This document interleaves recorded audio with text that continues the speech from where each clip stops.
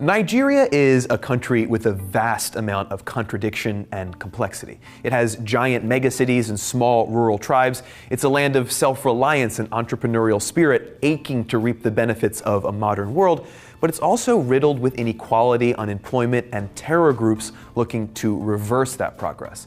Its government is modeled on America's federal republic, but its 55-year history post-British colonization is a chaotic mess of coup attempts and groups scrambling to gain and hold power. The shape of Nigeria today is in large part determined by its time as a British colony, its borders a result of lines feverishly drawn on a map when the European powers battled for control of the African continent. The English influence is overlaid onto the fractious tribal history of the land, and this can be felt everywhere in Nigeria today. English is the official language of the country, for example, but for many it's just a spotty second language after their regional dialect, of which there are over 500.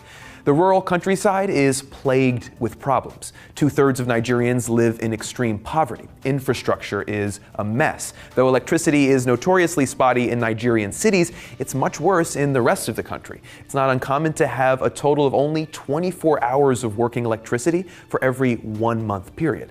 This is largely due to the fact that the government's presence in rural areas can be almost non-existent. Indeed, it's this very absence that allowed for the rise and flourishing of terror groups like Boko Haram, who operate with relative impunity. If you're a young person in Nigeria, and statistically you probably are, the median age is only 18, it's easy to see how these poor conditions would drive you to Nigeria's urban centers looking for more opportunity and a better life. Most likely it would drive you to Lagos, the nation's crown jewel, the second fastest growing city in Africa and the 7th in the world. Lagos is a microcosm of the economic disparities within the country at large. An oil boom contributes to the upper class wealth, and massive urban migration contributes to a growing population of slum-dwelling poor.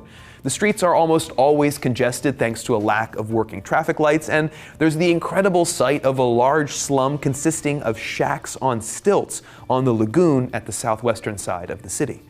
Its worst problems notwithstanding, the fate of Lagos seems to lie with its middle class, an enterprising, fast-growing part of the population willing to take the resources they have to create a better life. They're fighting corrupt government officials, slapdash infrastructure, and a staggering wealth gap. But their resolve is steadfast. The working class of Nigeria represents the best hope for a society with real social mobility. To live in Nigeria is to live with forces pulling you in every imaginable direction, and despite them, to forge your own. And if you want to know what Americans get wrong about Nigeria, watch my other video right now. Perhaps it's best to start with the story we're hearing the most from Nigeria of late, the terror of Boko Haram. It may seem like the violence of Boko Haram is gripping the whole country, but that terror is mostly concentrated in the northeastern part of the country. Thanks for watching, and don't forget to subscribe.